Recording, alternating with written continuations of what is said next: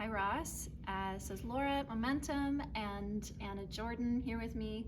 I wanted you to meet Anna because she runs the financial literacy training program that you support.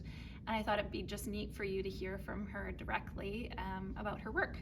So, Anna, could you tell us a little bit about what you were doing before you came to Momentum? So before I came to Momentum, I worked with newcomers to Canada as an immigrant settlement worker and a language instruction facilitator. And I had the opportunity to be trained in financial literacy training. This was many, many years ago. And it was an incredibly important tool that I used with my participants in their learning. When folks come to Canada, it can be very difficult to figure out how our financial system works. And so being able to explain the basics of money management, things like budgeting, how credit works, what our banking system is like, is crucially important to make sure that they're able to settle and have a good foundation and thrive from there so they can get employment, be able to budget their money within our system, know how to feel safe when they go into financial institutions, and how to self-advocate for the things they need to thrive. So many pieces there, hey? So many pieces. Yeah, it's great. I can tell. And Anna, you've been here for quite a while now. Yeah. Is it around 6 or 7 years? How long? 6.5 years. 6.5. Yeah. Okay. That was a good guess. Yeah, that was a great guess. Okay, and so now you're working in the financial literacy training program, and Yes. So what do you care about when it comes to that work?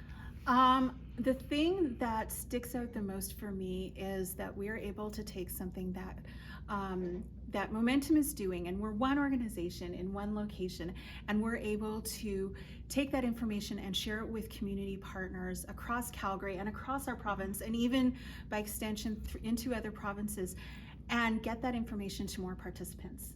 It means a stronger community, a stronger province with people who are more empowered and feel confident about the ability to manage their money more effectively. It's something that we can't do on our own, and financial literacy allows this information to be spread out in a wider circle, and it's awesome. Yeah, it's exciting to really feel like that reach is just going much further. Yeah, I know that's something you cared a lot about as well, Ross. That just felt like a natural win, right, in terms of you being able to be part of that. So and then Anna, you were mentioning also that a lot of the agencies and partners that we train work with immigrants. Yeah, and they do. So it's an interesting kind of full circle moment for you that way. It is. Yeah. And then can you share, Anna, just where we are in the stream of our year and kind of our annual goals?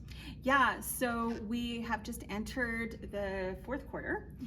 We have one more financial literacy training this year, and I'm really excited that it looks like we will meet our targets for a number of staff trained with the program. That's really exciting, having just stepped into this program. It's exciting to see it working so well and to see so many staff getting trained. And just then knowing how many participants they're reaching with this information. It's, that ripple effect, like the information is, the stone that goes in the water, and these staff are just taking it further and further, and it's wonderful. That's great. Okay, last question.